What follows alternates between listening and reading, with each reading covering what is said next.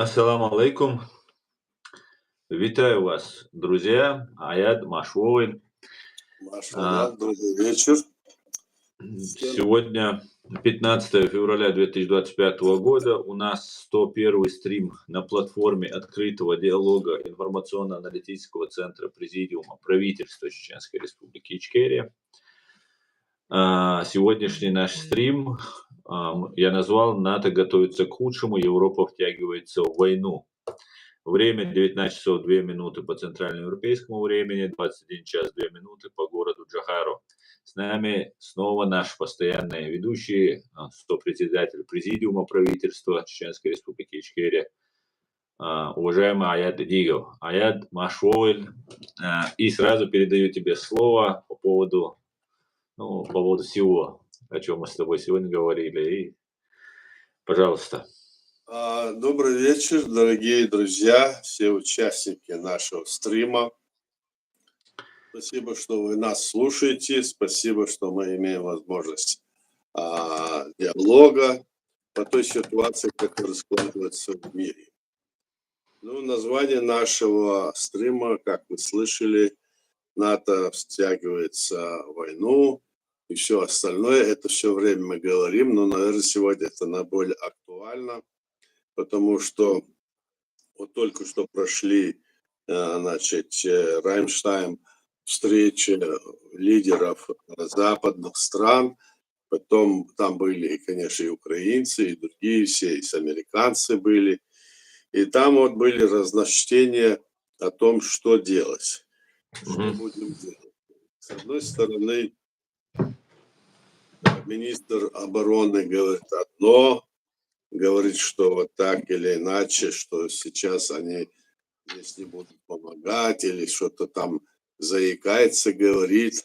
Потом сам этот Венс, вице-президент, говорит, что в любом случае Америка должна и будет помогать Украине в ее победе, и она не может отказаться, но надо сделать это так, чтобы война остановилась, и чтобы была гарантия безопасности, чтобы это была остановка не на какой-то период времени, допустим, 2-3, как это было, когда они останавливали войну в 96 году после своего поражения, а потом через 2 года снова вторглись на нашу территорию, и еще обвинив чеченскую сторону в том, что, оказывается, мы напали на Дагестан.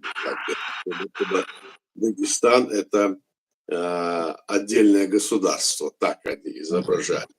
Это для того, чтобы дагестанцев и чеченцев так как бы противопоставить друг другу.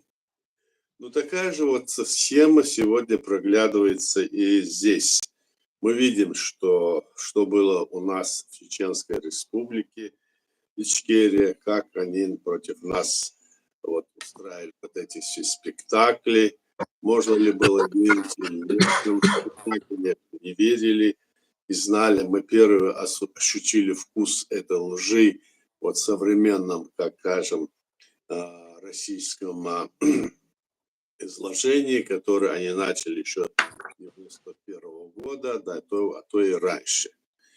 То есть то, что сегодня происходит, собственно говоря, очень трудно понять простому человеку, что будет, куда клонит, скажем, Путин, чего хочет Трамп. Заявления делаются, они говорят о том, что мы будем защищать, помогать. В то же время они говорят, мы, Америка, должны заняться более глобальной политикой, мы должны думать о том, как, значит, нам решить вопрос в Тихоокеанском,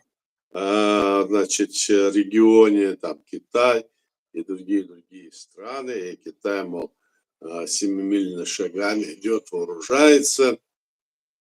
В общем, одним словом, вот такая ситуация, но в то же время, мне кажется, что это какая-то отговорка для того, чтобы европейские страны все же серьезно велись за эту войну, они всегда не сидели всегда в надежде, что дядя Сэм придет и решит все проблемы.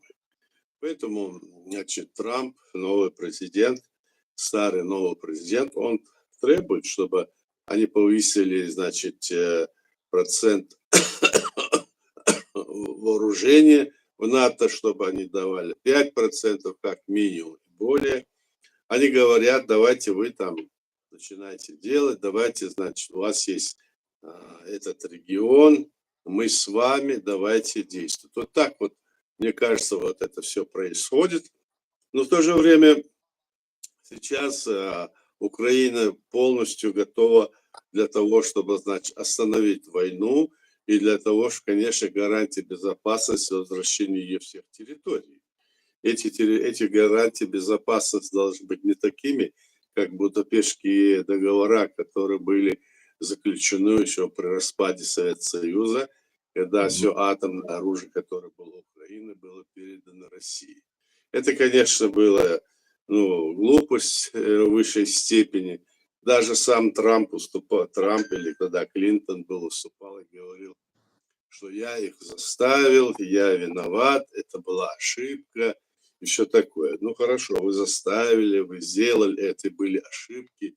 И не только эти ошибки он заставлял, он еще давал деньги, миллиарда 10 и более там с России, то есть с Америки, это Запада, для того, чтобы малой кровью решить проблему, значит, чеченского народа. Когда чеченский народ в рамках современного международного права создал свое государство, принял все необходимые, значит, документы, и в это время оттуда началось опровержение о том, что нет этого современного международного права. Как можно было так? Вот такие дела делали тогда эти президенты. Это делал Клинтон, это делали и другие западные страны. Они исказили всю ситуацию, которая была тогда, скажем, в Чеченской республике и в других республиках бывшего Советского Союза. Страны, республики, которые стали тогда союзными республиками в Советском Союзе, они их условно загнали, как будто бы они были автономные, и поэтому они не имели права выхода из Советского Союза, не имели свою государственность. В то время как само международное право говорит о том, что такое подразделение, развод такого нету в международном праве. Народы, которые имеют право на свою страну, это есть республики, как бы там в империи они назывались, то ли они союзные, то ли они автономные. В любом случае, в рамках международного права они имели право создать свое государство. Это однозначно. Понимая это, зная это, они лукавили, эти руководители тогда, и американские, и западные, и европейские, им давали возможность тогда решить вопрос строго в рамках современного международного права, потакая этому преступному режиму, уже тогда же бывшему преступному режиму, который незаконно тогда создали Российскую Федерацию России, незаконно развалили Советский Союз и шли семимильными шагами для того, чтобы стать во главе этой империи. И сегодня они ее пытаются собрать вновь. Понимаете, через 30 лет с лишним они сейчас начали эти окончательно войны. А начинали они это с 11 декабря 1994 года нападением на Чеченскую республику Ичкерия. Так что здесь вопрос встает таким образом. Если мы уже находимся в этом современном мире, почему мы сегодня потакаем этого уже видя, на весь мир видя, все видят, что российский режим, который есть, он пренебрегает международным правом, он пренебрегает всеми теми принципами, которые приняты всеми странами мира. Почему молчат все остальные? Вот это пока еще остается открытым вопросом. Но пришедший вновь в власти господин Трамп ведет тоже какую-то игру, пока что нам не совсем понятную. Да не только нам, и всем пока непонятно, мне кажется, и ему самому.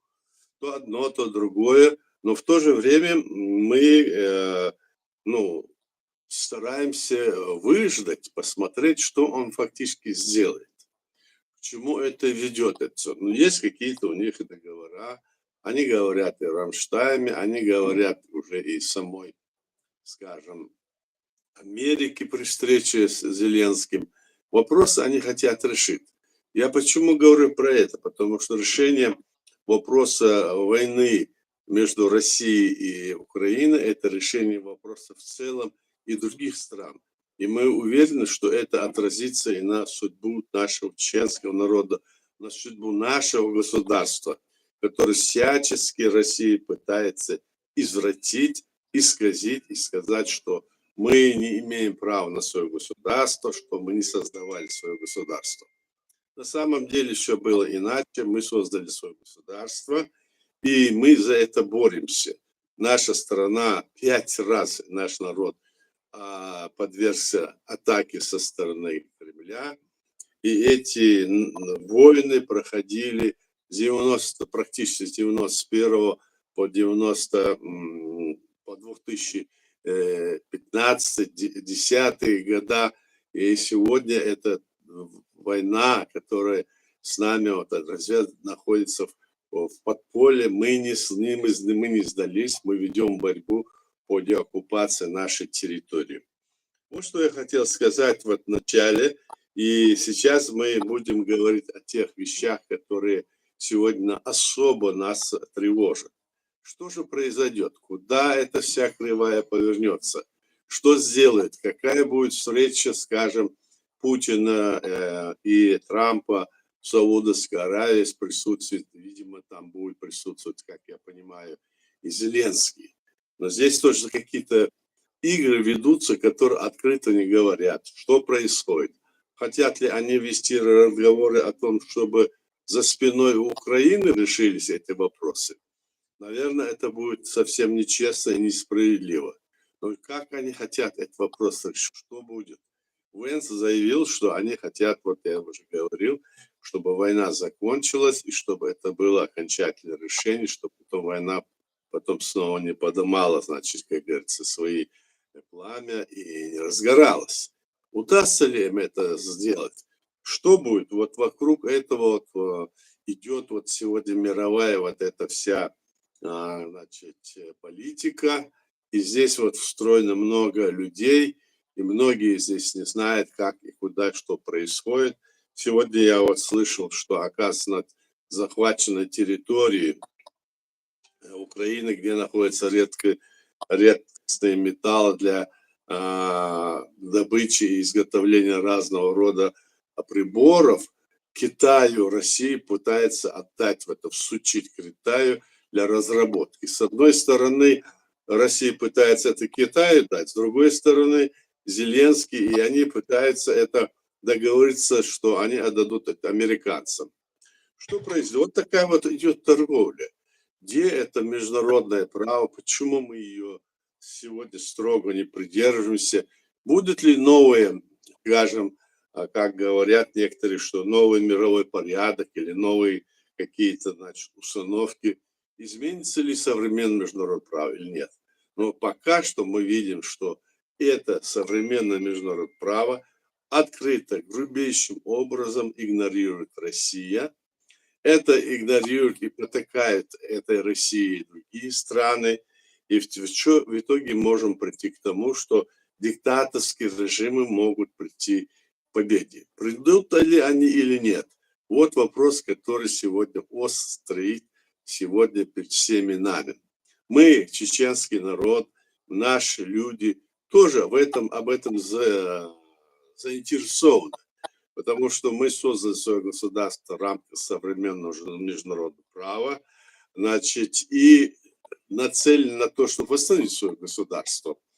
Поражение Украины, которое хотят сегодня, значит, как-то вот обозначить русские, это очень и очень невыгодно всем государствам, вышедшим, территориям вышедших Совета Союза, я имею в виду все балтийские, закавказские, кавказские, среднеазиатские республики. Им всем это вредно. Это вредно и всем остальным азиатским странам тоже, которые хотят иметь свободное, значит, развитие. Вот вокруг этого поговорим, посмотрим, что и как вот будет развиваться. Давайте побеседуем, ваши вопросы, и на них будем отвечать. По ходу дела там разовьем наш этот стрим. Ну все, я закончил, Аслан. Спасибо, Аят. Друзья, я напоминаю, у нас стрим идет на канале в TikTok Аслан Арцую и на канале Reality.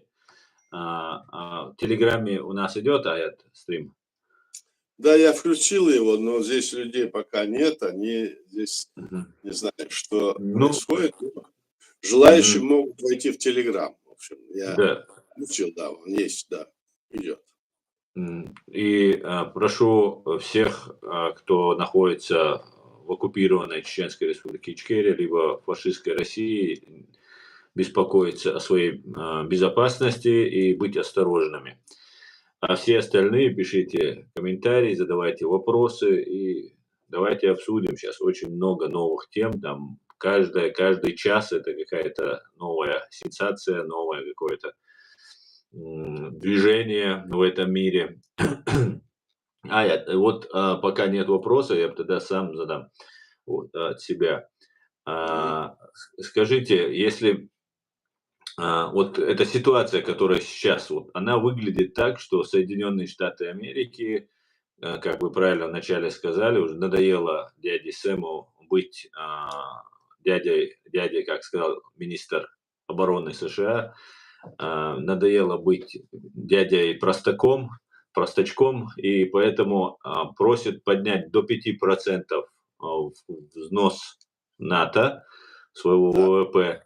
Это до триллиона, это больше, чем в 2,5 раза поднимают они, 2% было, и то не все платили. И что это такое, Аят? США отходит вообще в сторону, на ваш взгляд, или же он провоцирует, заставляет, вынуждает Европу все-таки более активно принимать участие? Потому что, как мы видели, не очень сильно Европа старается, хотя ее безопасность тут на первом месте как бы стоит. Ну, я думаю, что это, с одной стороны, это очень правильный шаг, если европейские страны будут вкладываться в НАТО, так, говорит о том, что это будет отдельная там, скажем, система, значит, обороны европейская.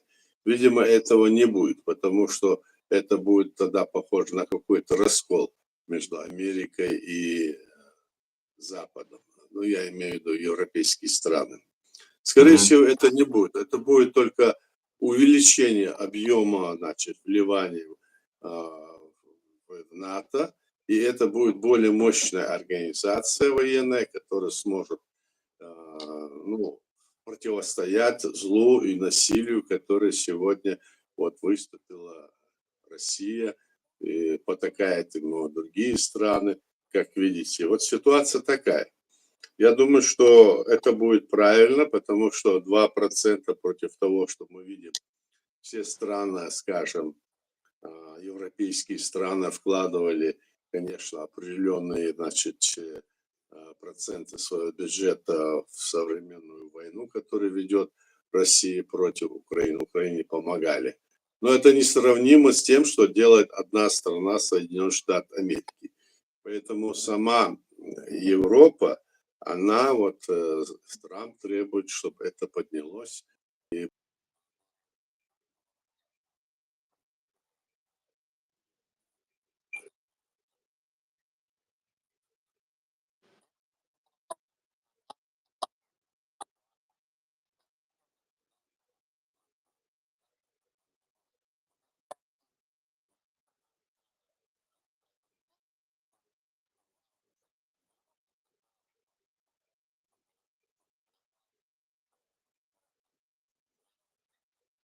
кто входит в эту, значит, коалицию военную. Я так думаю. Больше от вот этих, вроде бы только месяц, да, где-то прошла, и даже месяца нет инаугурации Дональда Трампа, уже такой шухер он тут навел. Больше от этого выигрывает кто, Аят? Россия или Украина? Вот из-за этих событий. Ну, кто здесь больше выигрывает, будет видно, вот когда какие-то действия произойдут, какие решения сейчас будут приняты, какие вот будут, значит, конкретные шаги. Пока что одни разговоры, как мы видим с вами, да? Кроме Риторика. разговоров пока ничего, ни копейку не дали ни туда, ни сюда. Все, что было дано, до этого было дано прежним президентом, было дано, значит, до этого, до Нового года, что было дано, значит, европейскими некоторыми странами. Но, правда, некоторые страны, вот я читал, некоторые там давали помощь Украине, некоторые суммы вкладывали. Это, вот, по-моему, балтийские страны, там, Польша и другие, я как понимаю. Но это мизер по сравнению с тем, что сейчас необходимо для того, чтобы полный отпор дать, скажем, Путину, который, сидя в этих условиях, в этих тяжелейших как бы условиях, когда вот этих санкций, вот это все видно, их внутреннее состояние, он все же умудрялся обходить эти санкции, продавал свою нефть, газ и все остальное. Это ж, а ему же в этом помогали. А кто ему помогал? Что это? Помогали ему другие страны, вот эти друзья его.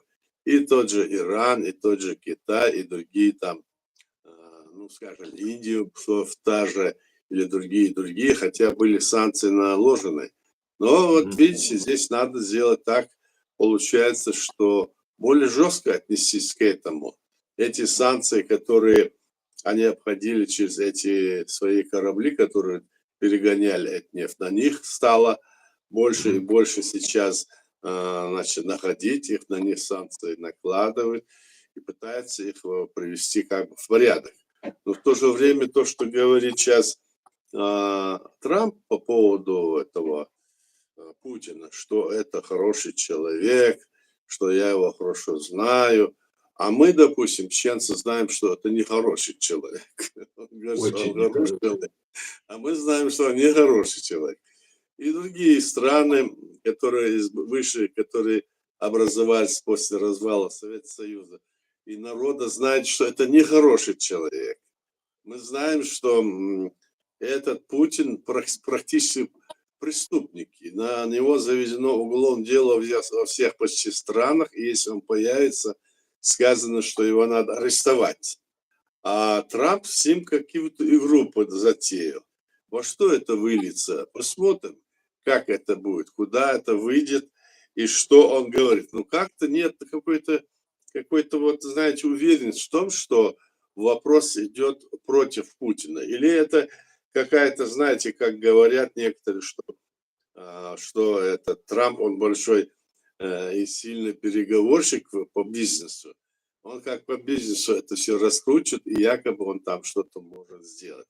Но все его заявления, которые он делал там, и по, значит, проливу, и по, значит, острову, и по Канаде, и по другим, они пока еще находятся в таком, ну, скажем, разговорном жанре. Дальнейшие шаги не предпринимают. Ну и, правда, времени мало прошло, всего какие-то сегодня 25 или 26 дней прошло, теперь 20-го, если так судить, да? Поэтому будем смотреть дальше, что будет. Тут мне так видится это, Слава. Спасибо, благодарю. Так, Ливан, салам. Как вы знаете, уважаемый Аят, президент Трамп уволил директора ФБР, отправил отпуск сотрудников ЦРУ и упразднил агентство USAID. Как считаете, может ли эта реорганизация быть связана вот со всеми действиями, которые происходят? Ну, мы можем говорить лишь о том, что эти люди, которых он уволил, так, или которых он условно уволил на какие-то там 8 месяцев, а других уволил или увольняет дальше начать.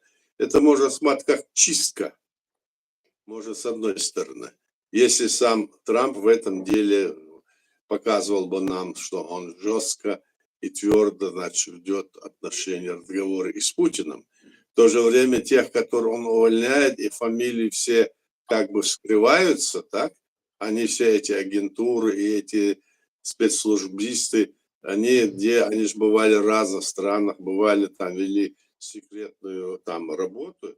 Может быть, говорят, что это очень опасно для самой Америки, для этой службы. Но им виднее, а там уже посмотрим. Конечно, это в определенной степени это можно называть чистка. Зачистка рядов спецслужб, зачистка рядов, скажем, других значит, структур власти, которые в чем-то там обвиняются. Ну, там есть суды, там есть и другая власть, есть и избирательная власть, Сенат, Конгресс. И да и народ сам в этом вопросе будет строго за этим следить, мы так думаем. Хотя власти, конечно, у Трампа отбавляет сейчас, потому что во всех этих органах сидят его люди в процентном отношении больше, они могут, в принципе, принимать любое решение сегодня. Но через 2 года будут перевыборы, там уже будет видно. То есть мы должны сейчас смотреть за этим, что происходит, как дело, как говорится, куда повернется нос нашего корабля, как говорится, в лучшую сторону для международного сообщества, для демократии, для свободы личности, или это пойдет в худшую сторону. Вот о чем мы должны сейчас думать и смотреть, наблюдать за этим всем. Мгм. Так, мне кажется. Вот многие опасаются того, что все Украину слили, что все пропало, там Путин теперь рукопожатным, Трамп заявляет, что его G7 нужно вернуть, там, конечно, скорее всего, это только риторика, но все же а, слил Трамп Украину России или нет? Ну, пока что никуда не слил, просто говорит только, а там уже посмотрим. Разговоры идут, да, разговоры идут, пожалуйста. Вот нет никаких там проблем, пожалуйста. Он как бы пытается сегодня играть с Путиным, как будто бы пытается его перехитрить, ну, так скажем, формально, или там обмануть, что ли. А в то же время видно, что Путин там вообще так, взорвался, там, как там, вот сказал Венс так, а министр обороны сказал иначе. Ну-ка, объясните нам, что это такое? И вот начинают они там, значит, извиняться или там объяснять им. Вот до чего дошло. Как это так? Он там не ходит, а не хочет отступать. Он хочет наступать, он показывает своему народу. Но мы, мол, не такие, мы дадим ему, мол, дадим жару, если что. Мы атомная держава великая. Вот заявление, чем они бахвалятся. А уж там дальше посмотрим, как к этому относится. Конечно, Трамп не хочет атомной войны, а тот может угрожать этим. И сам Путин тоже, наверное, не хочет. Не то, что не хочет и не сделает это, но они сейчас вот на Чернобыльскую АЭС там закинули дрон, и там, значит, напугали серьезно. Вот они все начали об этом говорить. Знаете, вот так вот. Так что посмотрим, куда это они вот эту свою вот, линию, как прогнутся или подымутся. Что будет? В общем, короче говоря, вот так вот ситуация складывается, что мы думаем, что сделает Трамп, что сделает Америка.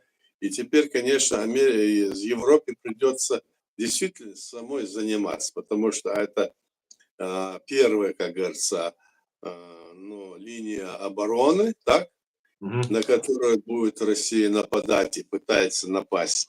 И в то же время, после того разговора, как было между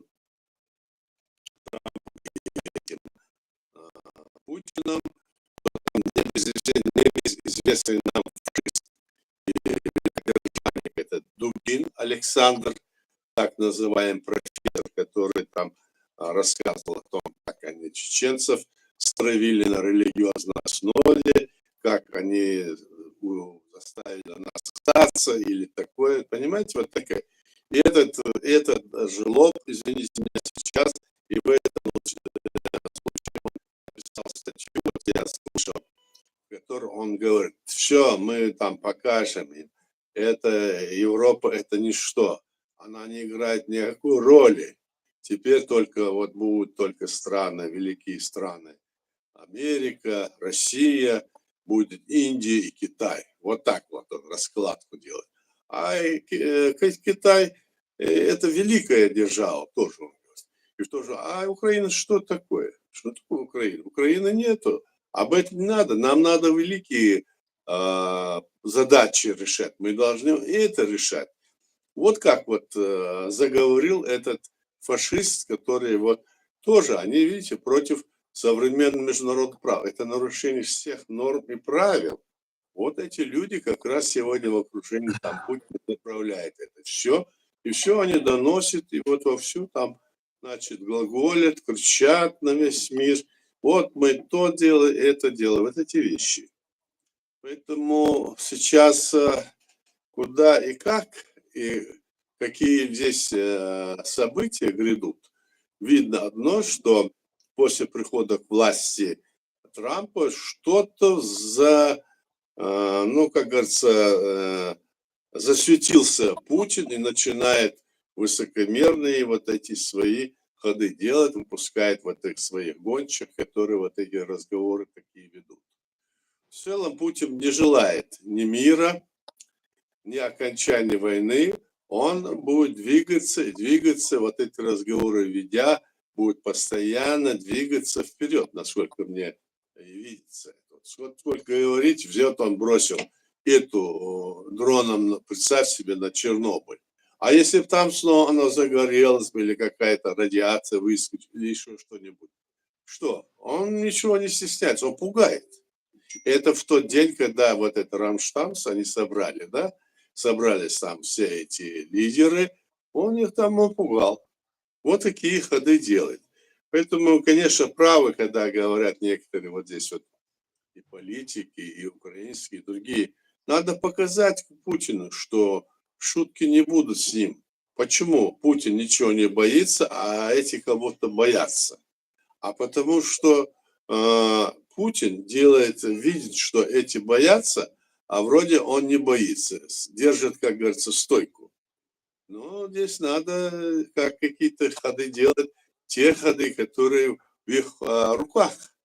У Америки, у Запада есть хорошие рычаги давления, потому что они нарушают все нормы международного права, убивают людей, и мы видим это. Надо браться Америке, надо браться и западным странам. Надо стоять на справедливости. Нельзя позволять, вот знаете, вот полностью вот это сделать, вот это международное право современное, демократию, все превратить его в ничто. Нельзя это делать.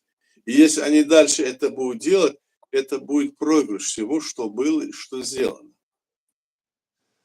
Аслан. Да, интересно. Аня, вот смотрите, такая вот мысль возникает по происходящему.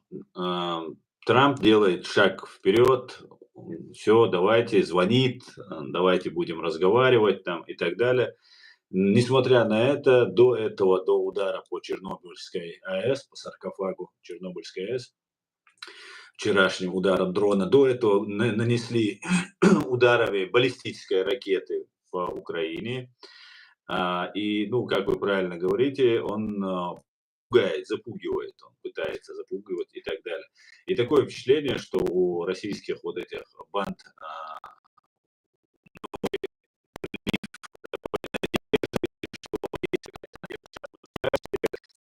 и такое впечатление, что уже выдыхающиеся и уже дышащая на ладан и теряющая последние надежды Россия начинает снова оживать, и снова у нее появляется какое-то дыхание. Это может обрушить европейскую защиту, поссорить натовские войска, могут договариваться с Путиным.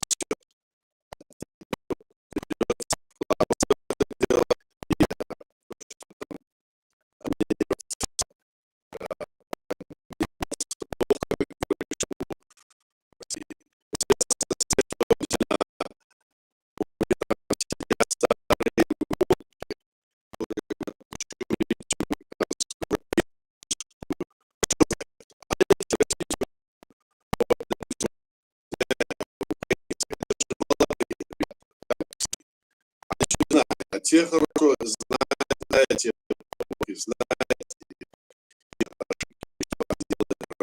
и они выставляют противовес, там ошибки, которые с сентября, или возьмите его, значит, нападение в Югославии, возьмите, как они назвали,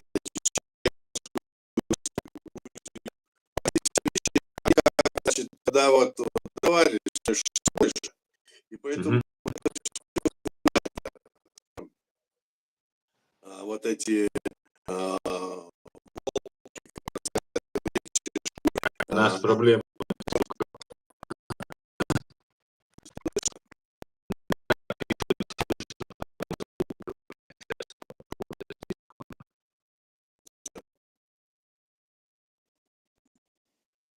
Изменить. Вот я переключился на другой обрыв.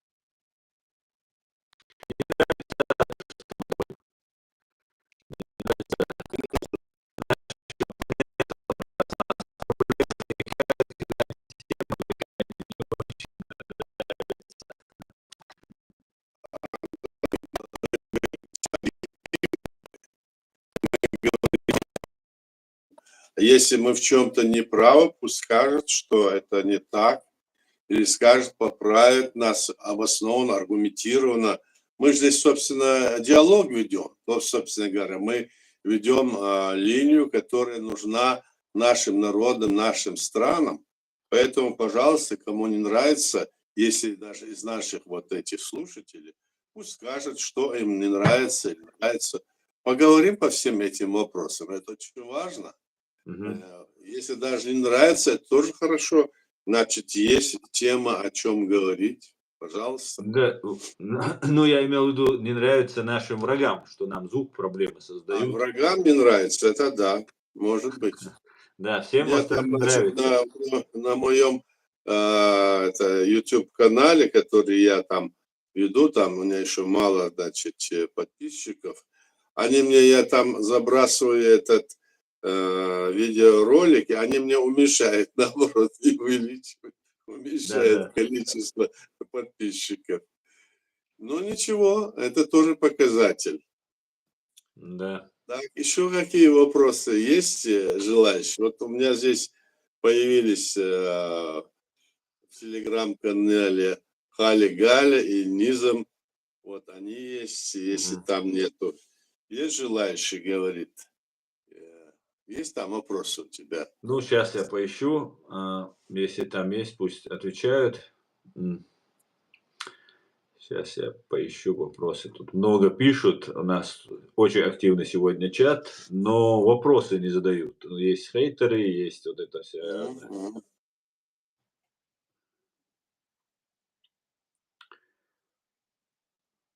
Так.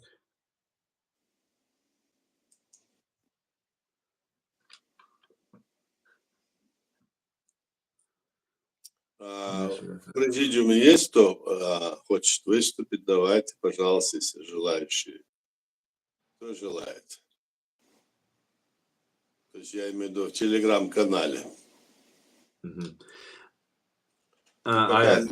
Слушают они. Да-да. Вот здесь такой умник появился и задает один вопрос. Но перед этим я хотел бы задать свой вопрос. Вот если вот эти все события происходят, если фактически ультиматум какой-то там выставляется, там вот так изначально подходили к переговорам между Трампом и Путиным.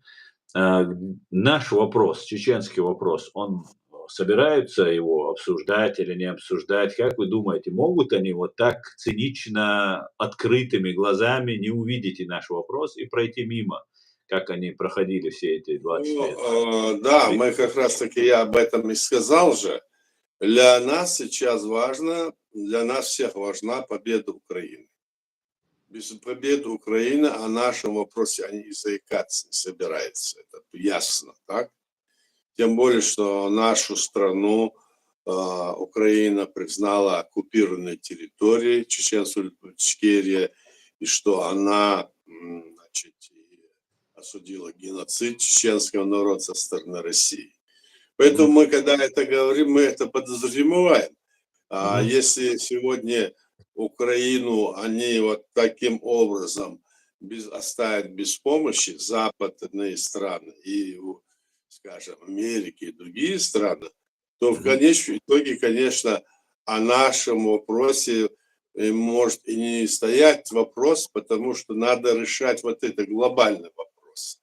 Если глобальный вопрос, когда решится, тогда в этом конвее находится и наш вопрос. Мы же стоим на одной позиции, на демократической основе в современном международном праве. Да, это одно и то же. Значит, мы должны решать эти вопросы именно вот так вот.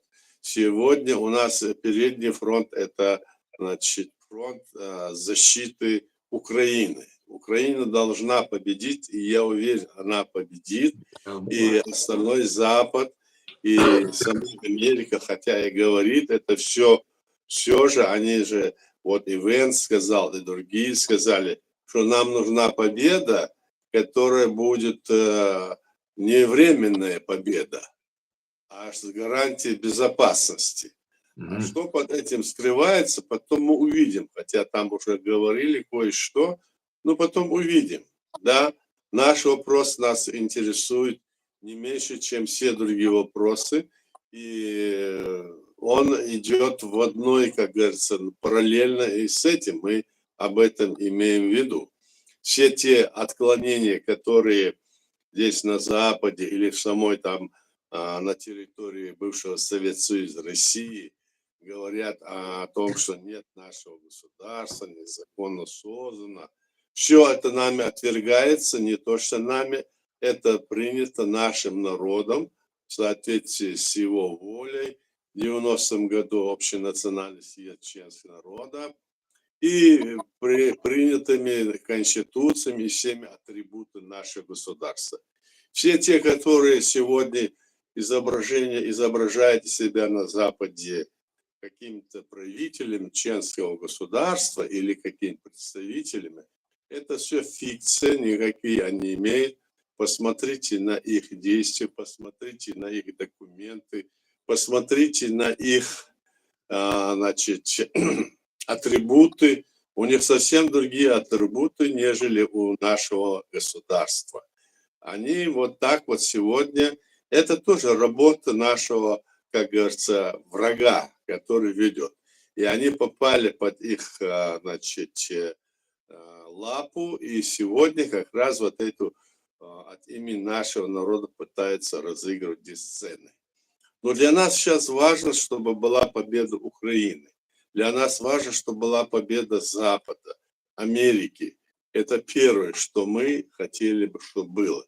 Без этого не может быть, без этой победы не может быть и нашей победы, потому что нам некому как говорится, пристроиться или там присоединиться, потому что мы должны с этой линии на основе современного международного права единым фронтом двигаться вперед.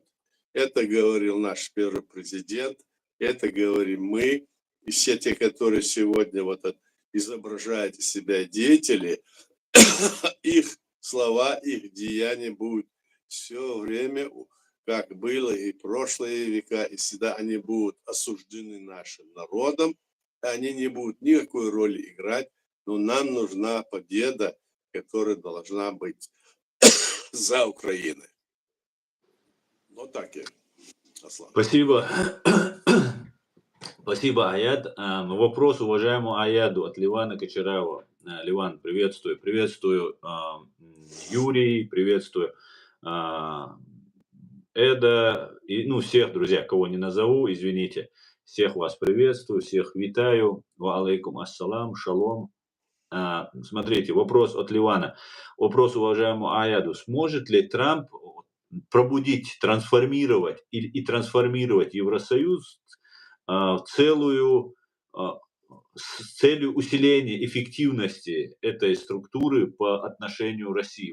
Вот эти действия принесут ожидаемые результаты? А это как вы считаете?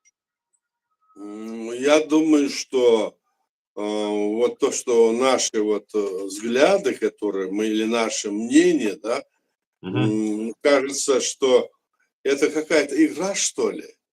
Или это на самом деле действительно так?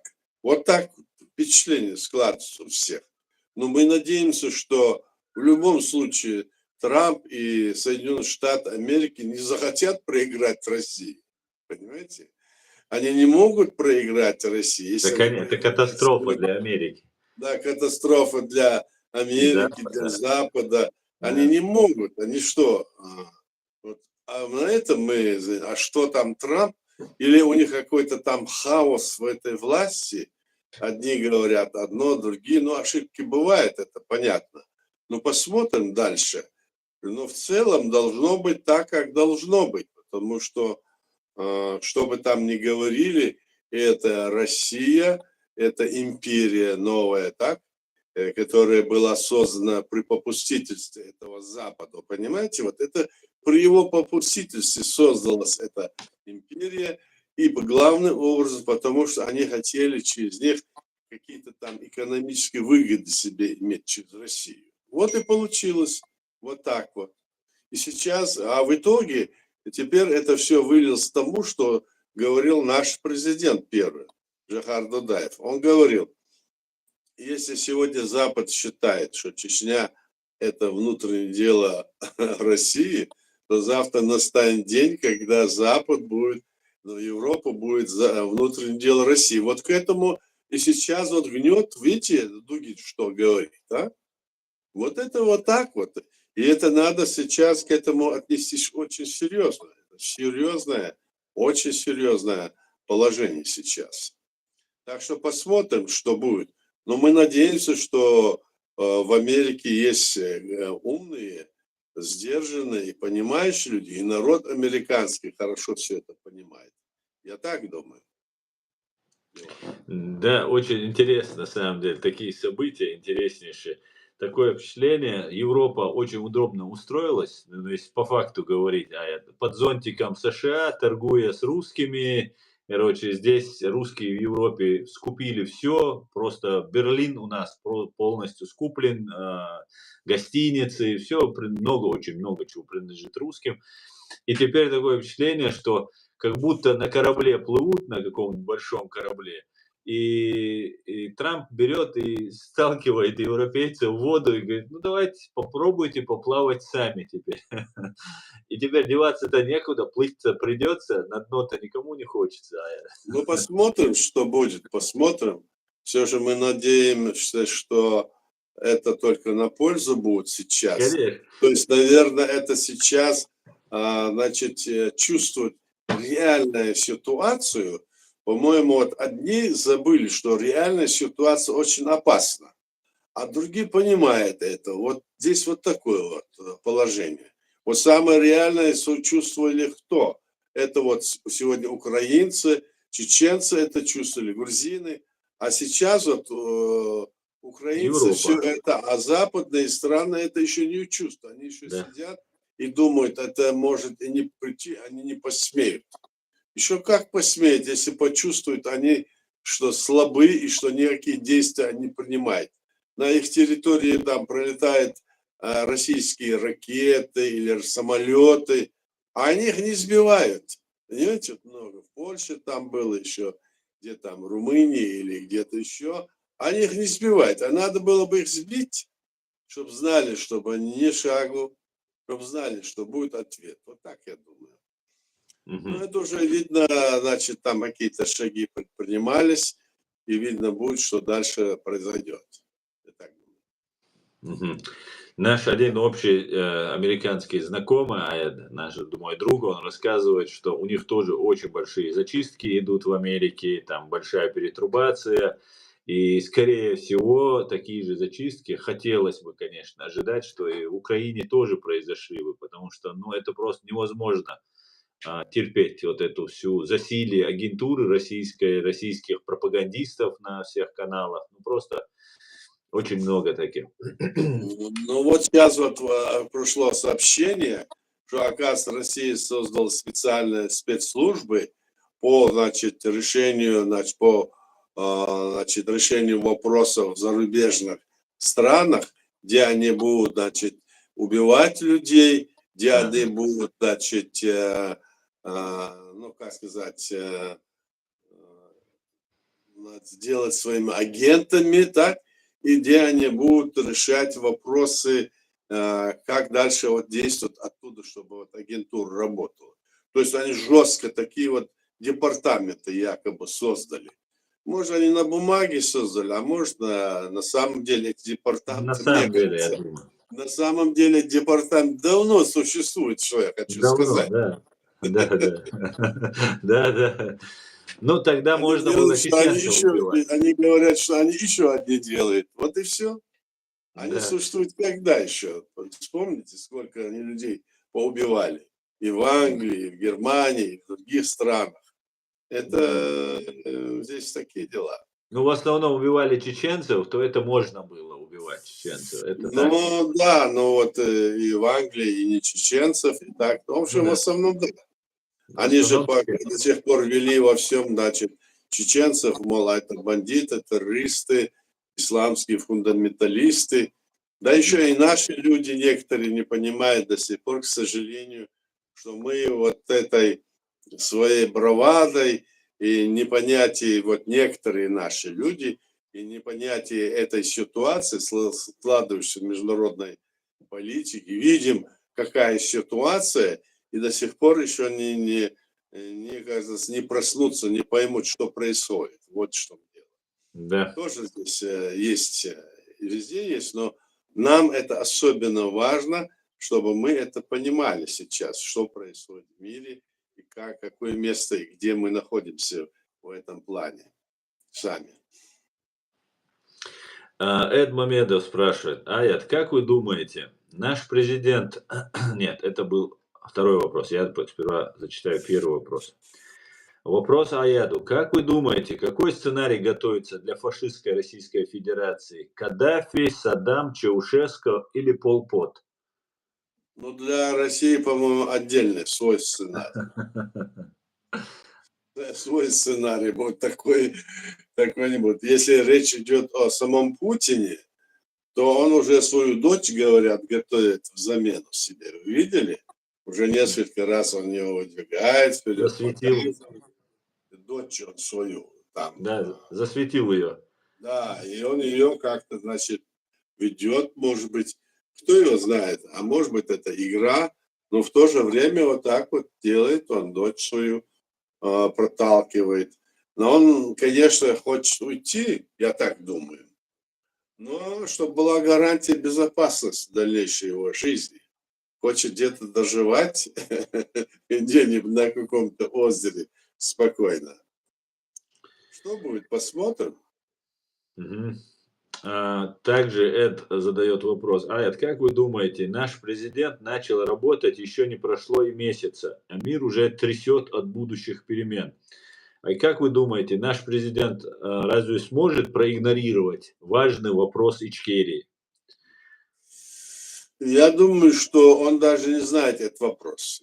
Если, если тот вопрос, который отправил ему наш друг Эд, если он его прочитал, то он знает. А если нет, то мы вот в скором времени вот соберемся и напишем ему специальное письмо, чтобы он этот вопрос рассмотрел вместе при помощи нашего друга. Да, и ну на самом деле еще в 2017 году нынешний госсекретарь Марко Рубио именно про взрывы домов 99-го, когда Путин взорвал своих русских, обвинил в этом нас, он прямо на заседании об этом говорил. Так что я думаю, они очень хорошо знают нашу тему, и я думаю, знаете, как в 56-м году, 7-м году, когда развеивался культ личности Сталина, и нельзя было обойти. Не потому, что мы какую-то ценность представляем для этого мира, а просто нельзя было самое кровавое преступление против ингушей и чеченцев обойти и объехать его нельзя было просто. Ну, весь народ был поголовно почти уничтожен. 30% у нас тогда сохранилось. Сейчас 30% у нас погибло от всех граждан республики. А тогда именно чеченцев, ингушей. Как мы знаем, Да. если жена была русская, ей предлагалось остаться. Она могла остаться, не поехать со своим мужем, чеченцем. Именно чеченцев уничтожали, ингушей, чеченцев.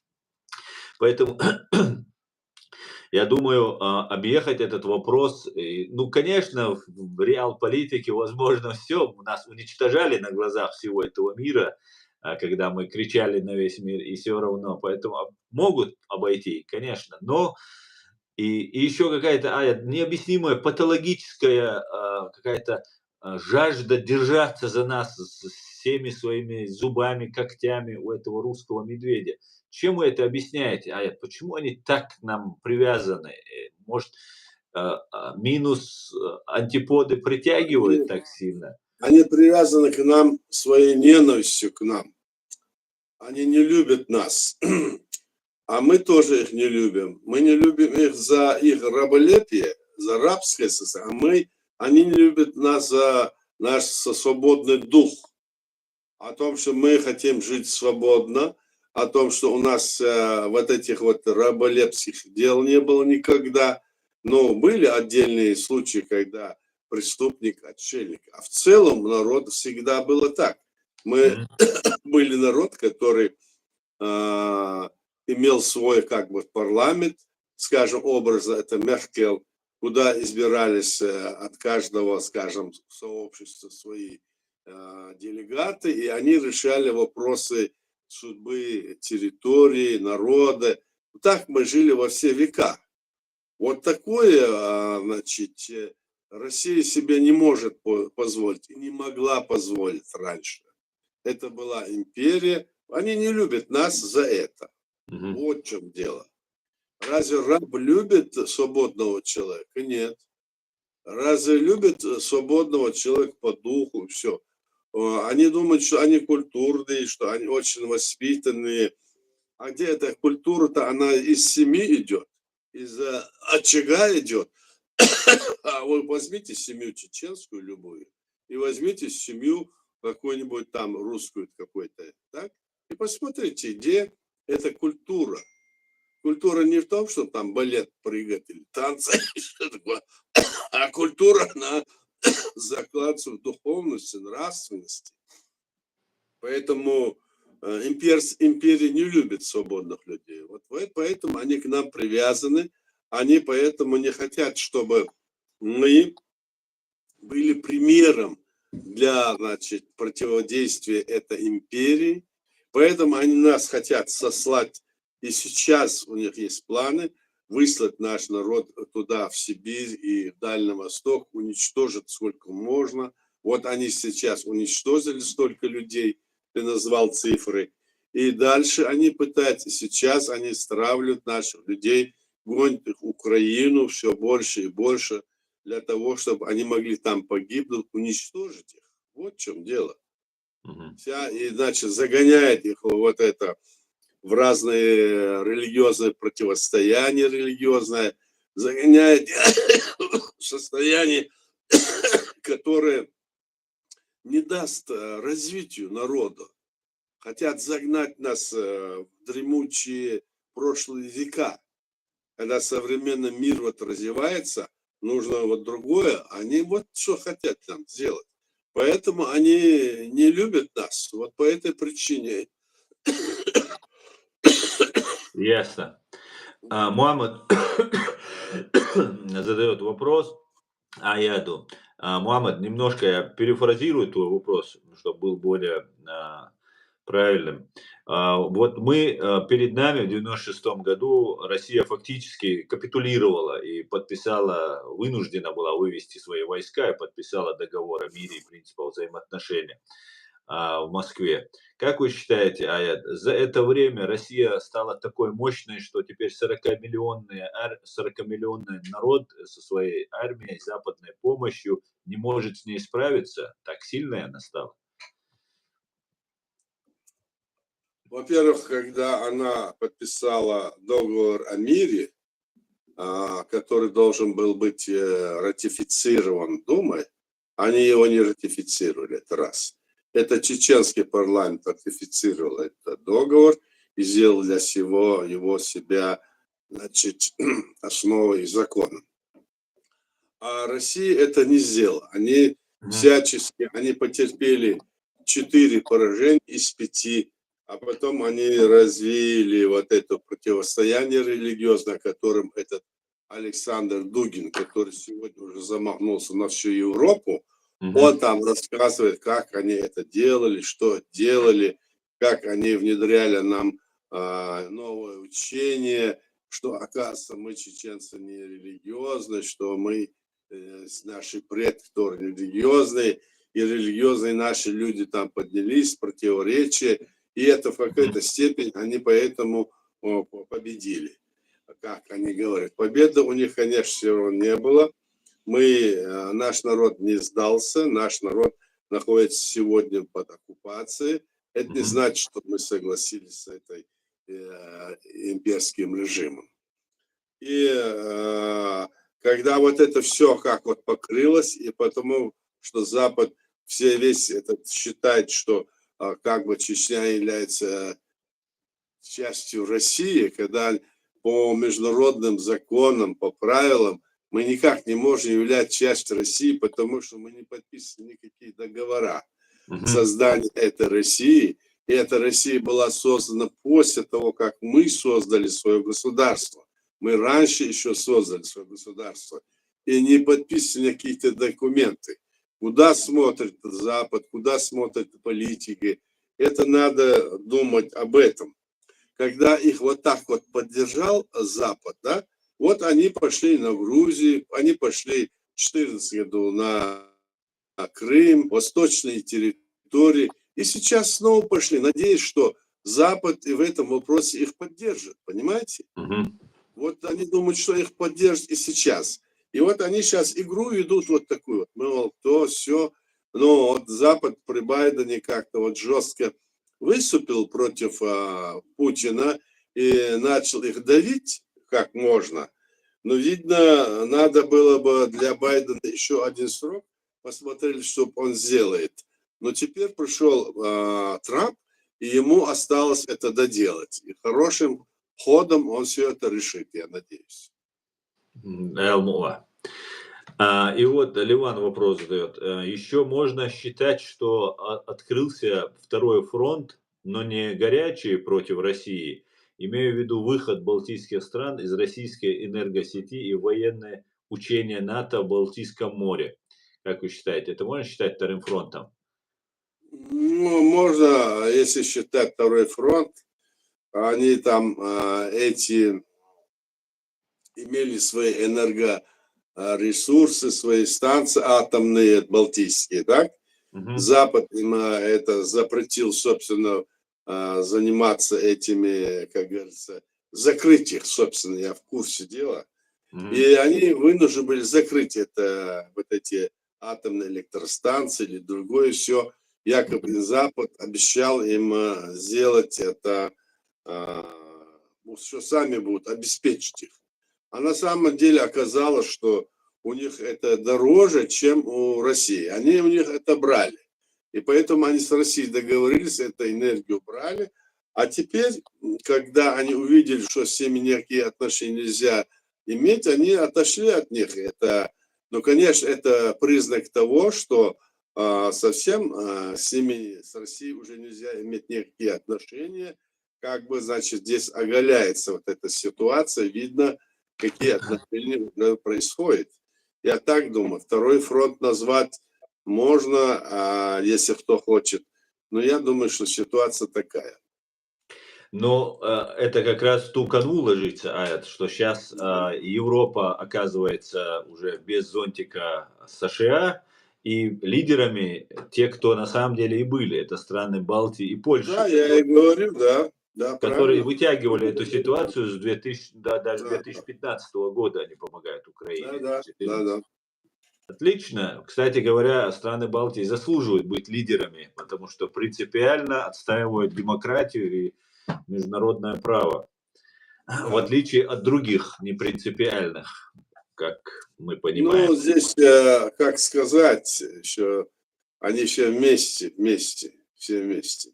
Хорошо, ну ладно. Так, Эдмомеда, а я хочу сказать Аяду. Уважаемый Аяд, большое вам баркал. Вы открыли лично мне глаза, и я увидел правду и много фактов. Да, я много что перепроверял. И из ваших слов была только правда. Спасибо. Спасибо всем. Всем Спасибо, Эд. спасибо. Напоминаю всем нашим зрителям, друзья, с нами уже 101 эфир ведет Аят Идигов. Это ближайший соратник Джохара Дудаева, стоявший у истоков нашего государства вместе с другими, рядом с Джохаром Дудаевым, экс-председатель парламента во время Первой русско-чеченской войны и после окончания этой войны. Фактически человек, который владеет огромным объемом информации и имеет огромный, колоссальный опыт. Поэтому советую всем не пропускать эфиры с Аядом. Эд, большое тебе спасибо за эти слова, и абсолютно ты прав. От Аяда мы слышали только правду и ничего, только правда. Да, так, давайте дальше.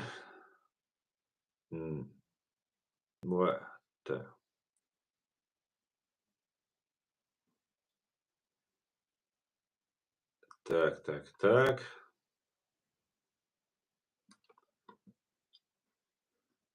Друзья, пишите комментарии, задавайте вопросы.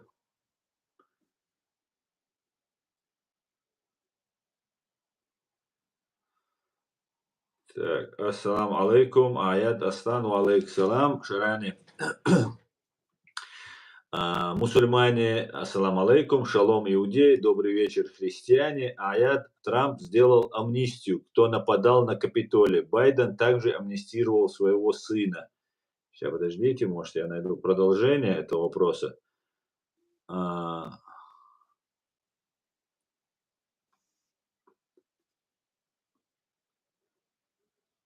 Как ты считаешь, на то, чтобы написать письмо Трампу об амнистии Джохару Цернаеву, по моему мнению, бостонский теракт братья Цернаева не имели отношения, говорит Шарани.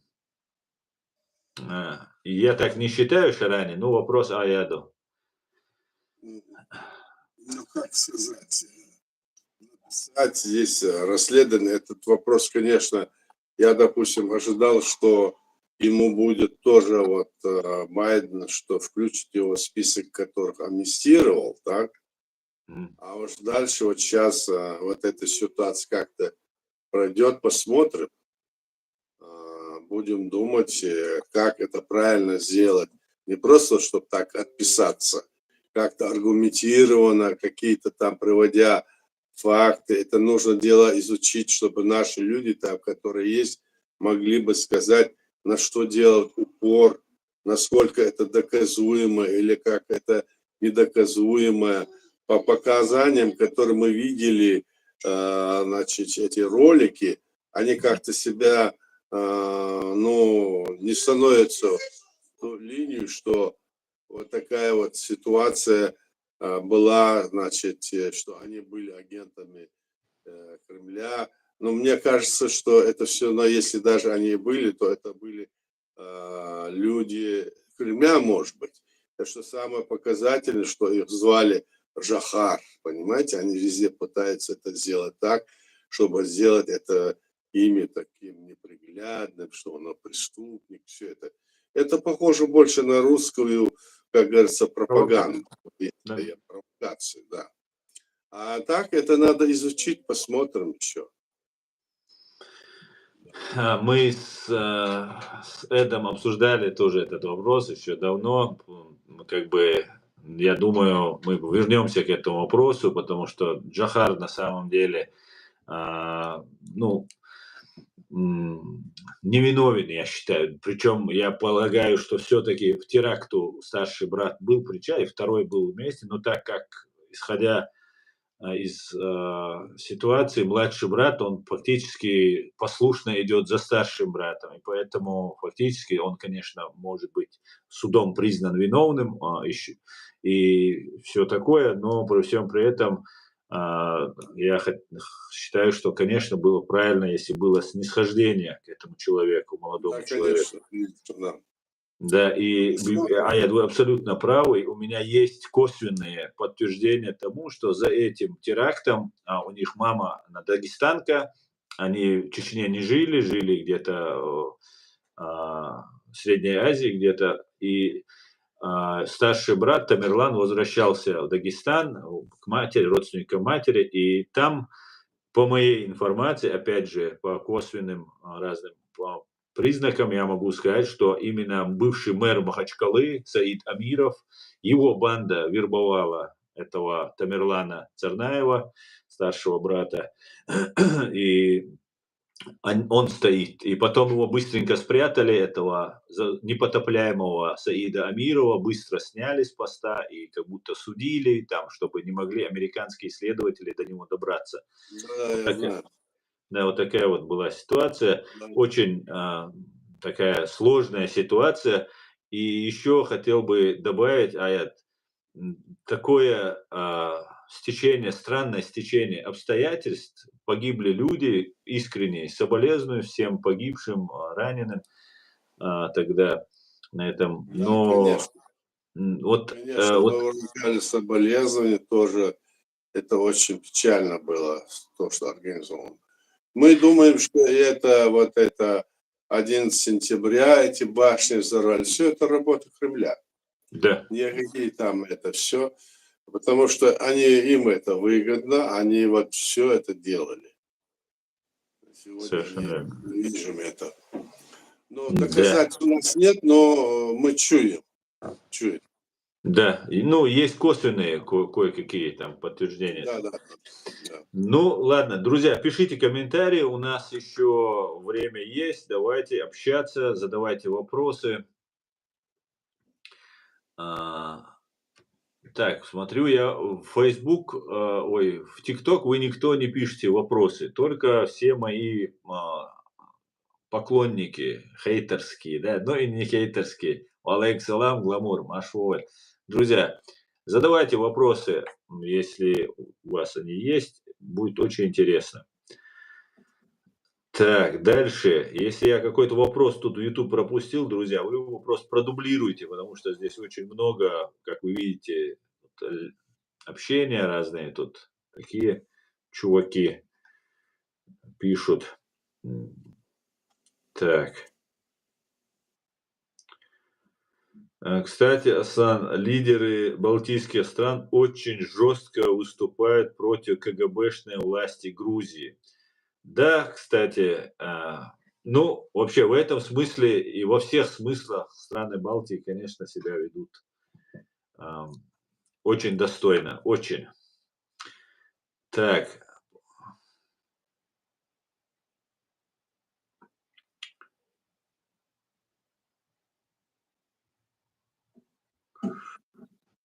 так. Алейк салам. Аят, чем может обернуться для РФ, если Балтийское море превратится в внутреннее море Европы? И что может РФ предпринять в связи с этим, на ваш взгляд? Ну, что она может подняться? Это будет как у них Панамский канал, где они будут проезжать, и которые будут проверять все. А что еще может? Для них ничего там не может. Они же должны в Петербург туда заехать, пройти, так?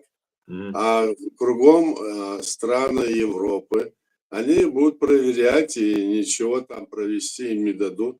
Они могут воду возить, или кукурузу, или пшено, я не знаю. Вот этим и обернется. Так-то они раньше свободно ездили, возили и нефть, и все такое. Даже вот это газопроводы делали, а сейчас нет.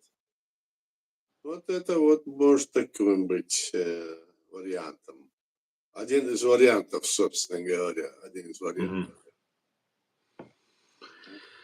Так,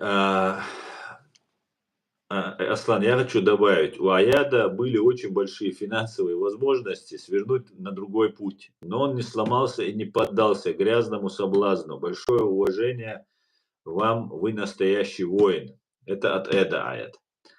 Это, Спасибо. да, полностью согласен. Здесь, да. Я думаю, что Литва, Латвия, Эстония все-таки признают государственность Ичкерии, может быть, раньше всех, говорит Ливан. Ну, раньше всех уже не получится, Ливан. Первая была Грузия, вторая уже ну, Афганистан и Украина. Так, дальше. Аяд, вообще, как у нас обстоят дела со странами ну, имеется в виду президиума, власти нашей? Вы занимаетесь какими-то контактами? Я знаю, у вас много друзей, знакомых. Там. Ну, вот в последнее время нету особенных контактов, потому что все вот завязано на Украине.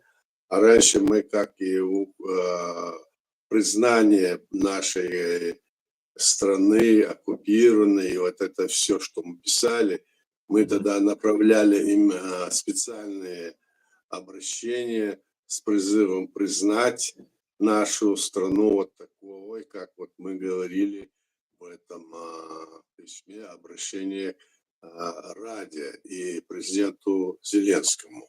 Отправили в эти страны, в том числе отправили и в Польшу, но пока от них нет никаких ответов. Видимо, все связано с тем, что вот это с этой войной, и вот такое, даже война, и все это было, Украина это сделала, а они пока что не отвечают нам. Но здесь у нас есть еще такие проблемы, знаете, вот, допустим, я уже почти 2 с лишним года, 3 года не могу выехать, потому что мне документы здесь пока еще не дают, вот, власти мест, то внутренний паспорт, то внешний паспорт не выдают, но я надеюсь, скоро мне дадут, и я тогда смогу перемещаться в разные, значит, регионы другие, и как-то попытаемся это дело, ну, как бы расшевелить или что ли, поднять снова. Такая ситуация. Так.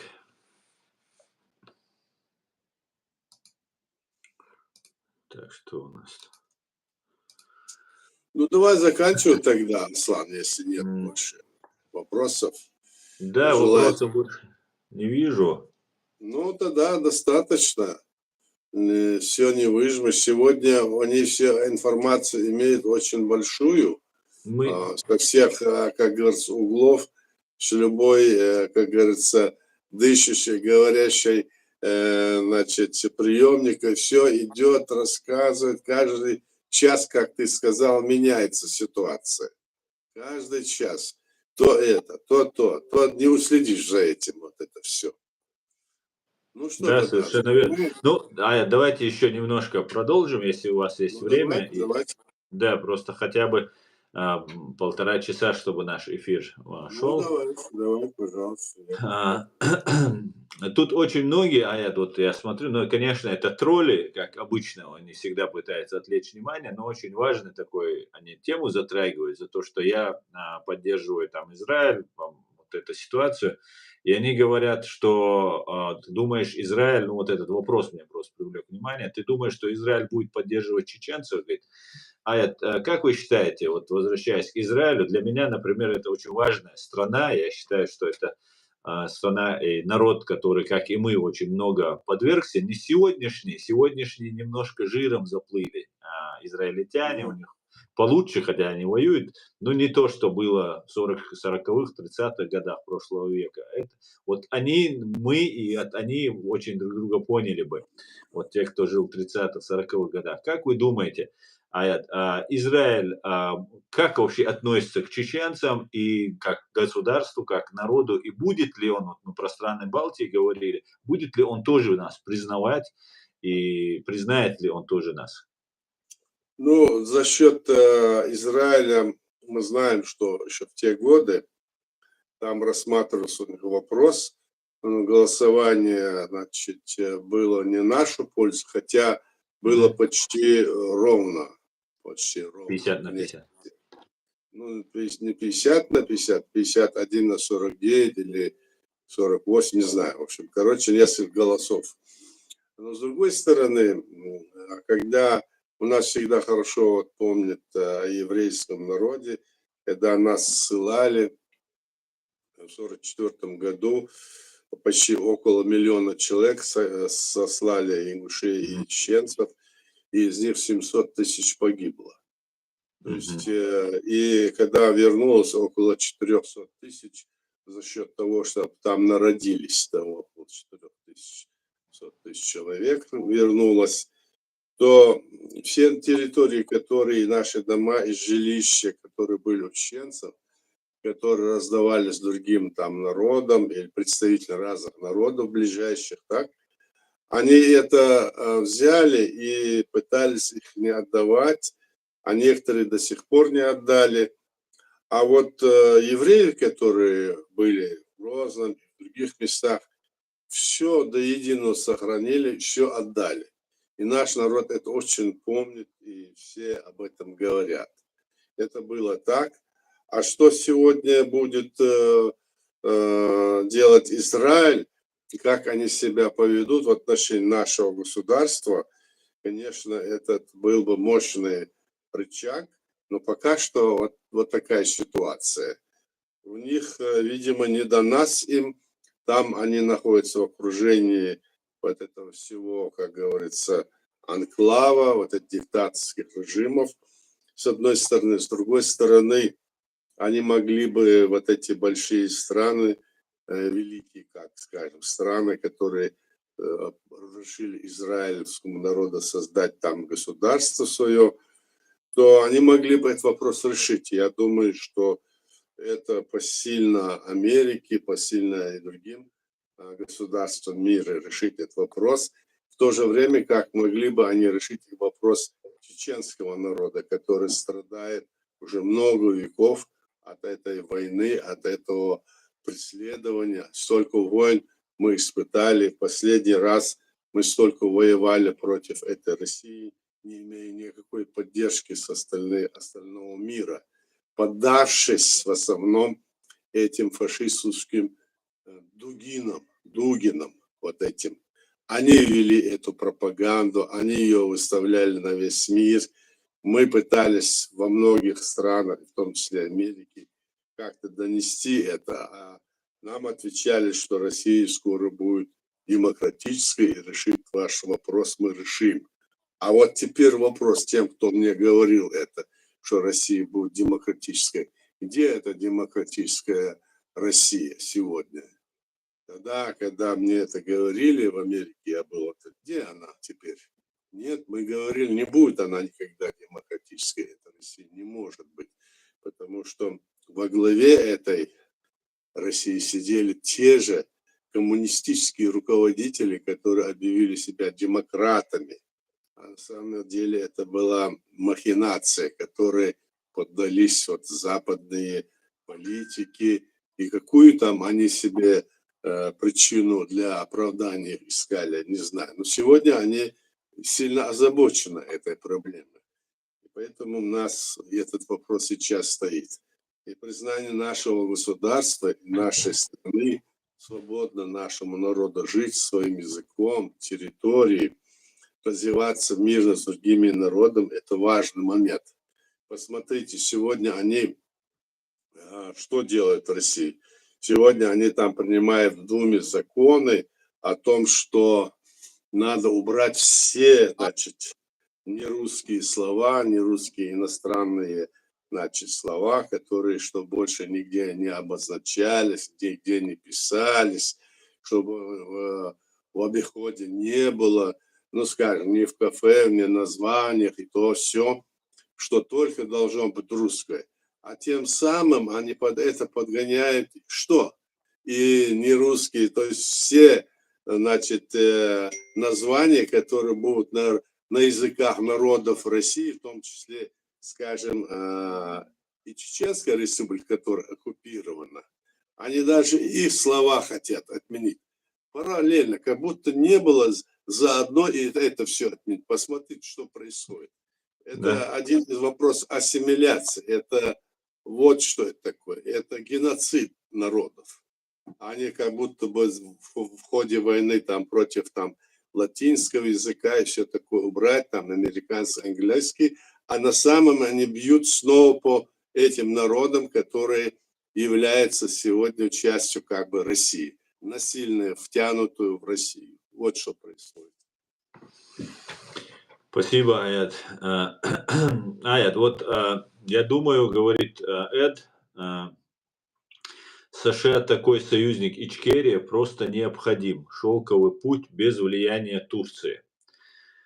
Да, Эд, это уже твоя задача, чтобы ваша власть, ваш президент услышал вот то, что ты говоришь. Я думаю, да. Ну, надеемся на это.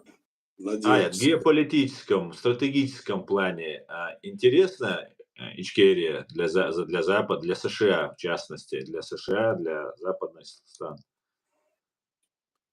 Ну, как сказать, у нас территория, конечно, Немножко ужали нашу территорию. небольшая, так. Но, по крайней мере, из нас, как говорил наш первый президент, мы хорошие, очень хорошие друзья, но очень плохие враги. Вот выбирайте, как говорится. Наш первый президент так говорил. Да, совершенно верно. Да. Некоторые здесь говорят, что несмотря на то, что Трампа избрали 70% американцев, что он там агент КГБ там, и так далее. Вы, наверное, тоже слышали эту позицию.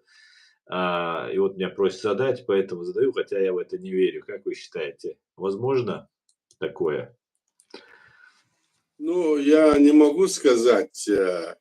Есть там американская пословица: если эта утка хромает, там летает, крякает, плавает и похожа на утку, то это утка. В этом смысле Трамп не совсем похож на агента. На утку. Да, совершенно верно. Не совсем похож. Да. Ну да. Особенно вот с этими событиями, которые вроде бы кажутся, очень путают людей. Многие мне звонят и говорят: ну что, сдала твоя Америка Украину? Как будто это Америка моя, и как будто он ее сдал. Ну, в Украине сейчас тоже идут какие-то там процессы. Они нашли там чуть ли не высшей разведной власти какого-то агента, еще других выискивают. Они там начали тоже вот эти вещи, значит, сейчас просматривать. Вот. Ясно, что там эти люди находятся, агентура вся. Так что посмотрим. Так, будет ли Трамп договариваться с Путиным? Вот такой вопрос от Питера Вольфа. Будет договариваться, но в чью пользу, неизвестно. Ну да. Так, вопрос уважаемому Аяду. Вот странная речь Ди Венса, вице-президента в Мюнхене. Можно это считать серьезным? Вот. Ну, по крайней мере, эта речь нам понравилась всем. Потому что он сказал, что Трамп, мы готовы, чтобы решить вопрос, значит, таким образом, чтобы Украина победила и чтобы наступил мир. Победил он не сказал, правда, чтобы наступил мир. И Трамп к этому тоже, значит, стремится, мы будем к этому стремиться. Он так сказал, примерно. А это раньше, если то, что я слышал, что говорил этот Венс, когда он в кандидаты был, он там кричал: не нужна нам эта Украина, зачем она нам нужна, мы не будем ничего делать, Помните, он когда Да, вышел да. и так грубо там выступал? А сегодня он другое сказал, вернее, в эти дни, вчера или позавчера. Так что здесь он даже поправил этого министра обороны, там еще такое. Он здесь как-то уже более трезво говорил. Тогда это была у него риторика для внутреннего пользы, когда они шли в выборы. А сейчас, Да. видите, он уже так по-другому говорит. Уже ответственнее подходит. Да. Совершенно верно. Совершенно верно. Ну,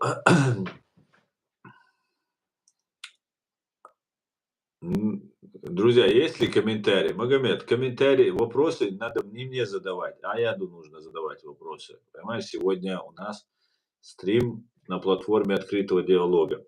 Для слушателей Аслана вы вспомните, договора были и с Саддамом, и с Каддафи и так далее. Ну так, напоминает нам это, что договора были со всеми. Ну, как они кончили, мы знаем. Ну, все договора или продолжаются, или они где-то заканчиваются, так? Смотря какие договора, насколько каждый раз, как говорят, всегда, значит, думают об интересах своей страны, своего народа, так? Мгм. Главное это. Если где-то интерес народа или страны ущемляется, и договора разрывает. Но есть принципы современного международного права. Этому надо стараться следовать, и мы к этому тоже призываем, потому что на этих принципах мы и свое государство строили. И за эти принципы мы столько людей положили, люди наши вышли и за свое государство боролись, и сегодня продолжаем бороться и дальше. Да, это так. Да. Он это и разрывает договора. Если кто-то нарушил договор, принцип, он разрушает его. Вот мы подписали договор о мире в 97 году, 12 мая. Так вот, то есть, да, в 97-м. Так вот, после этого Россия нарушила, значит, этот договор, она не ратифицировала и напала на нашу страну, а потом, когда добровольцы, после того, как они месяц уже напали на нашу страну и бомбили, и убивали наших людей, после этого, через месяц, добровольческий отряд Басая пошел в горную часть Дагестана, они объявили, что чеченцы напали на Дагестан. Но они же уже месяц на нас вторгли на нашу территорию. Как не разорвать этот договор? А здесь вот у нас есть дельцы некоторые, которые говорят, вот этот договор, он до сих пор существует, на его основе будет дальше двигаться. А на основе этого они и наш герб заменили. Да-да. Вот так себя ведут вот те. Разорвали этот договор, он уже не существует. Они его, значит, говорят, вот договор, который подписали, тогда на этой основе мы будем, значит, продолжать. Это самозванцы наши так деятели. Как можно, если они нарушили договор, напали на нашу страну, теперь говорят, что этот договор, он сохраняется. Это они кого?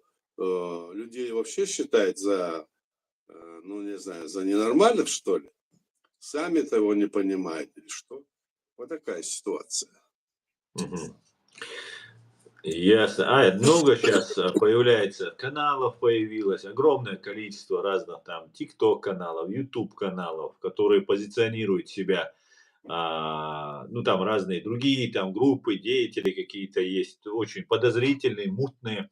И у всех, не у всех, у многих герб не настоящий, фейковый, фальшивый герб. То, что, как говорится, российский герб, так сказать, да, Ну да, переделанный под ичкерийский.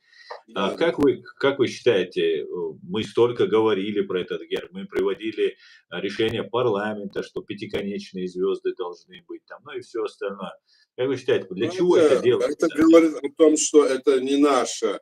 Это как раз есть признак того, что эти люди, кто занимается вот этими делами, и сразу, значит, они как бы высвечиваются. Если герб не наш, флаг не наш, риторика не наша, нашу основу нашей государства не упоминают. Вместо того, что говорят Чеченская республика, Ичкерия, говорят Чеченская республика. Это все прорусское, это все московская затея, это их. Кто бы они ни были, они занимаются, зная того или не зная, а в основном зная, работают под эту линию. Или это дилетанты просто, которые не знают. Поэтому их воспринимать серьезно нельзя. Сегодня легитимной властью, усеченной форме, к сожалению, мы находимся на Западе, есть только президиум правительства, который имеет, люди, которые имеют полномочия от нашего народа. Других людей нету на Западе и нигде пока что нету. Есть только люди эти. И есть люди, которые находятся в подполье. А эти люди, мы их знаем. Эти люди, вот, которых ты сейчас называешь, Персан, они не имеют никакого отношения к нашей Чеченской республике Ичкерия, суверенной и независимой демократической правовой государственности. Что такое дело? Некоторые, наверное, и могут и не знать, да, есть как бы. Но некоторые могут и не знать некоторых вещей, потому что я тоже для себя это узнавал, Я открывал. понимаю, но от этого же не значит, что если они не знают, это же не значит, что они являются нашими. Поэтому надо познать, значит, читать. Ты же дошел до этого, ты же понял. Так они тоже должны понять, когда они поймут. От того, что они говорят вот так, вот хотят хорошее, если сделать, так давайте, мы всегда открыты, мы где говорим, мы общаемся с многими. Ищите, смотрите, и будьте в поиске, и тогда будет, вы будете поймете, и тогда это будет вообще на пользу всем нам, нашему народу, нашему государству, да в целом всему, так сказать, мировому сообществу. Свой вклад мы внесем тогда. Вот у нас мы долгое время отмечали 23 февраля как День траура.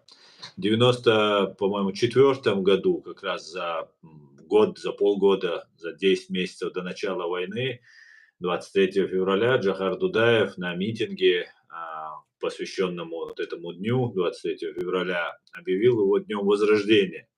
И я какое-то время тоже придерживался как геноцид, говорил об этом, геноцид 44, Холокост 44 говорил.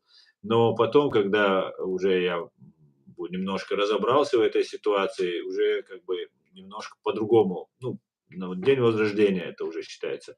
Вот сейчас некоторые товарищи привлекают там ингушей, которые тоже пострадали в этом геноциде, для количества, видимо, для картинки, чтобы фотографии для Запада показать и для внутренней публики. Как вы считаете, вот то, что вот они искажают то, что решение президента, что мы вот стоим на этой позиции, это для чего делается? Почему они это делают? Они как с гербом, неуважение или же просто глупость?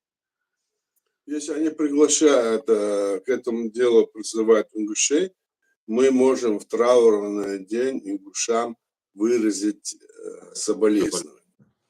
Для чеченского народа в день 50-летия отмечания, когда мы отмечали этот траур в Грозном, на огромном митинге, общенациональном митинге, был митинг, где выступил президент и призвал, значит, с этого дня, день 23 февраля, не называть траурным днем.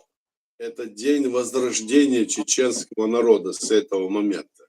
Было так заявлено и так было сделано. После этого мы все время отмечали день возрождения нашего народа. А для тех, кто в память в этот день можно было, значит, религиозные, значит, делать молты, там какие-то, значит, сакум давать, так, друг другу вспоминать. Но этот день уже с того момента считается днем возрождения чеченского народа. И те, которые, значит, говорят о том, что это такой-то день, и все. Это все же вот эти, которые вот люди не понимают, или, понимая, пытаются нас потихоньку подтянуть под Россию. Вот эти атрибутики снова, вот это, не те гербы, не те флаги, все это нельзя делать. Поэтому я понимаю, что наши люди не все знают, и поэтому надо было бы, чтобы они быстрее поняли. Мы можем сегодня сохраниться как народ, отстоять свою страну, трогать, держать только той линии, которую избрал наш народ в 90-м году на общенациональном съезде чеченского народа, и потом после этого принята Конституция наша. Вот на этой основе только мы можем двигаться и держаться. Все остальное, как вы видите, не будет воспринято в этом мире и международном праве, и нам, к сожалению, этот вопрос решить никак не удастся. В этих условиях сегодняшний мир мы видим какой. Посмотрите, что происходит и в Украине, и в других странах мира. Поэтому мы должны быть в этом отношении реалистами, трезвыми смотреть и опираться на решение нашего народа, и на решение нашей власти, которая была избрана нашим народом, и которая уже, когда было в 1997 году, были очередные выборы, на этих выборах была избрана очередная власть на основе наших законов, нашей Конституции. И эти выборы были признаны и подтверждены почти 200 наблюдателей 200 стран мира и миссии ОБСЕ, Организация сотрудничества и безопасности в Европе, 57 стран европейских. Если мы хотим отойти от этого, заявляя какие-то, делая другие задачи, и во главе себя в этих движениях ставя людей одиозных, которые мы знаем, чем они занимаются и чем они занимались все эти годы, поэтому тем самым вы себе делаете плохую в этом смысле рекламу. Я имею в виду тех, кто вот это вот не понимает. А кто понимает, будут вводить нас с вами всех, как говорится, с веревкой на убой. Поэтому нельзя ничего делать то, что может быть в пользу Кремля. Так что подумайте, кто этим занимается или хочет делать это. И тех, которые они приглашают там туда приехать, сюда прийти на митинги, должны этот вопрос там прямо поставить им. Поставить, что это такое, почему вы так себя ведете. И это должно... нами много рассказано, обоснованно, доказательно. Вся база приведена, что эти самозванцы, эти люди, которые не имеют никаких оснований, которые долгие годы работают практически на Кремль, всеми своими действиями, принимаемыми документами, они не в пользу своего народа. Поэтому мы их призывали откажиться от этого. Они не отказываются, до сих пор вот ведут вот такие вот, продолжают вести свои вот эти вот неправильные, как говорится, решения и действия, выставляя себя как бы представителем нашего народа или властью. Они никакая наша власть, никакие они не представители нашей власти, кто это заявляет. А наши простые люди, наши воины это должны понимать. Я думаю, что это достаточно. Аслан. Спасибо, Аят, спасибо. Вот здесь Питер Вольф задает такой вопрос. Я не понимаю, объясните, почему траурный день как стал днем Возрождения?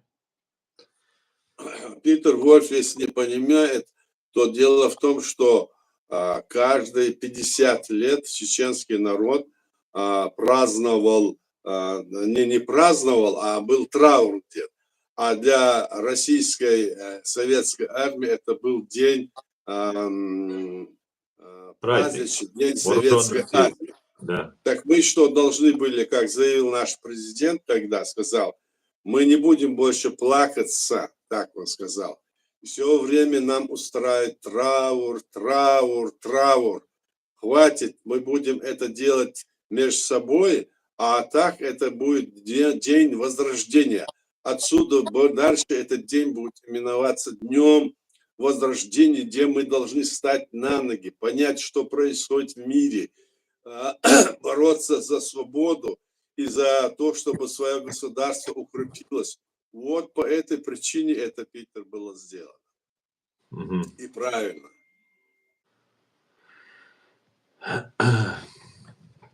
Так, друзья, есть вопросы?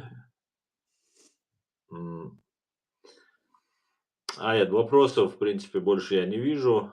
Я предлагаю на этом наш сегодняшний стрим закончить. Если вам Ну, есть что давай. сказать, Давай скажите. тогда на этом закончим. Достаточно, я думаю. Если есть вопросы, мы будем отвечать. Если нет вопросов, на этом давай завершим. Давайте.